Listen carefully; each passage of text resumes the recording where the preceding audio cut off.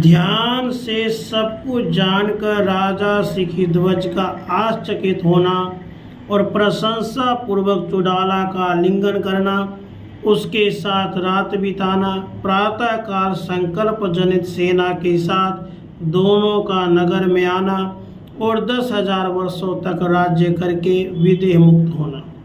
श्री वशिष्ठ जी कहते हैं, रघुकुल भूषण राम उसके बाद अपनी प्यारी पत्नी चुड़ाला को देखकर आश्चर्य के कारण राजा शिखीध्वज के नेत्र पर फुलित हो उठे। तब वे आश्चर्य युक्त वाणी से इस प्रकार बोली, सुंदरी, तुम अपने शरीर से, व्यवहार से, मंद मुस्कान से, अनुनय विनय से तथा पत्नी संबंधी विलास से ऐसी उपलक्षित हो रही हो मानो मेरी भार्या चुड़ाला की ही प्रतिमूर्ति हो। चुड़ाला ने कहा, प्रभु हाँ, ऐसा ही समझिए, निस्संदेह मैं चुड़ाला ही हूँ। आज मैंने अपने पहले के स्वाभाविक शरीर से साक्षात आपको प्राप्त किया है। इस वन में मैंने जो कुंभ आदि के देह निर्माण द्वारा माया प्रपंच प्रकट किया था, वह तो केवल आपको प्रबुद्ध करने के लिए ही था।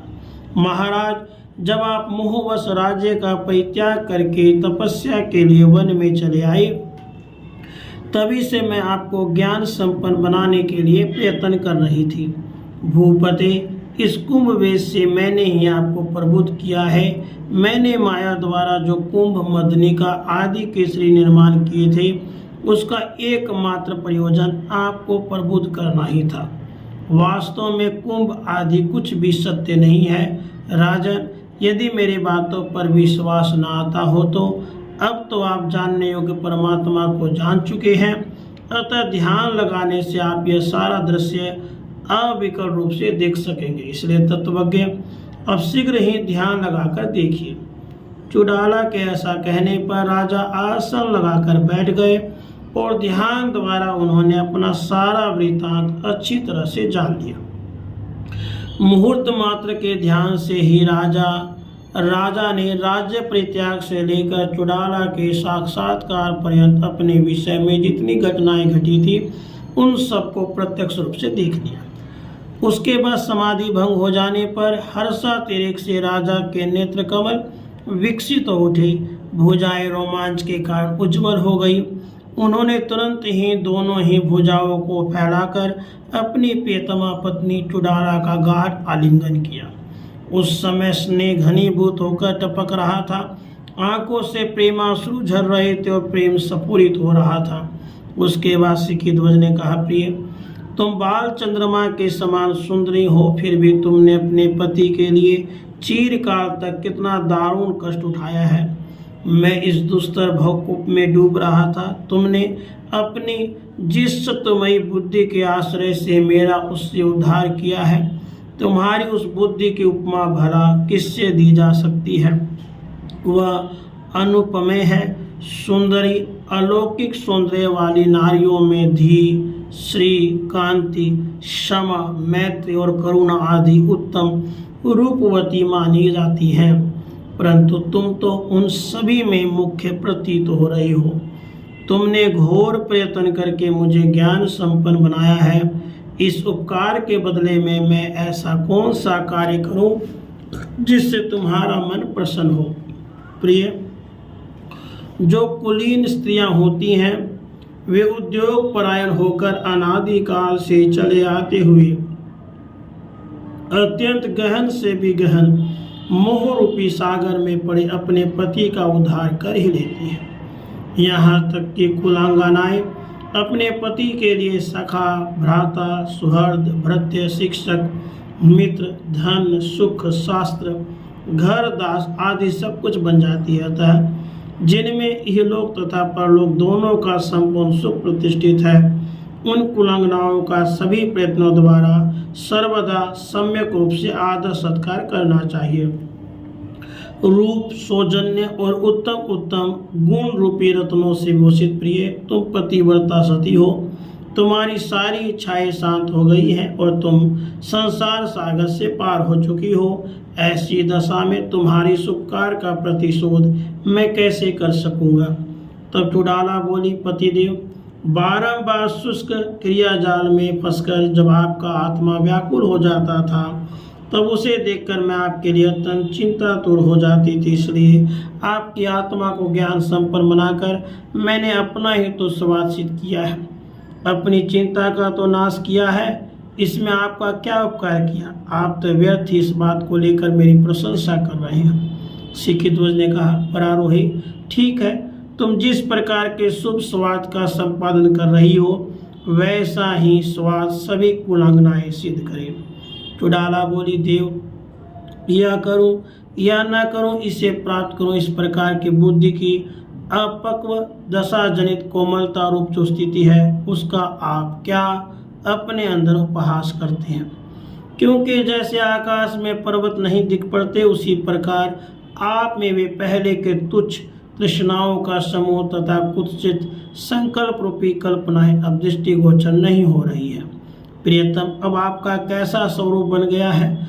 किस वस्तु में आपकी निष्ठा और आप क्या चाहते हैं? विभो, आप अपनी पिछली साइक चेष्टाओं को कैसा देखते हैं? सिखी ध्वज ने कहा, प्रिय, जिस के अंदर तुम हो उसी के अंदर मैं स्थित हूँ।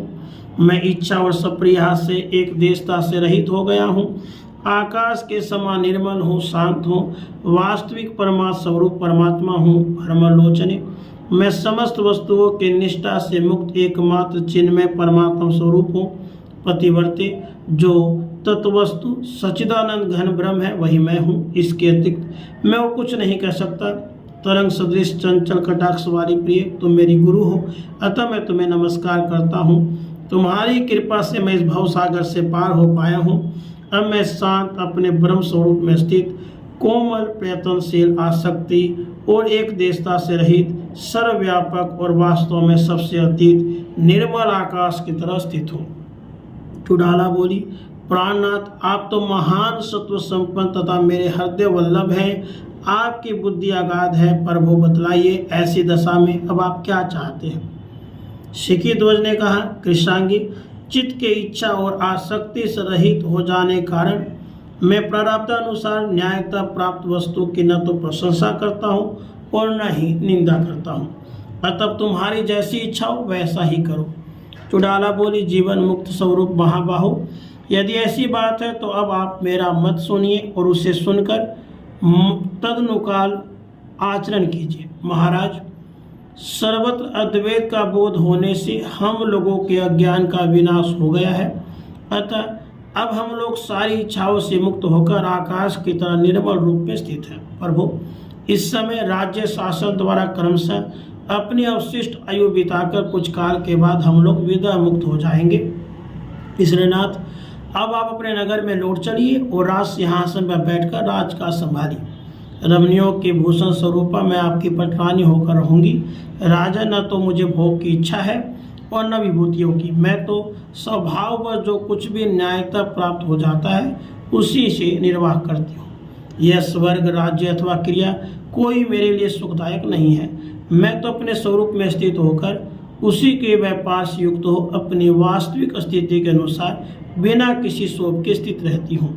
यह सुख है और यह दुख है।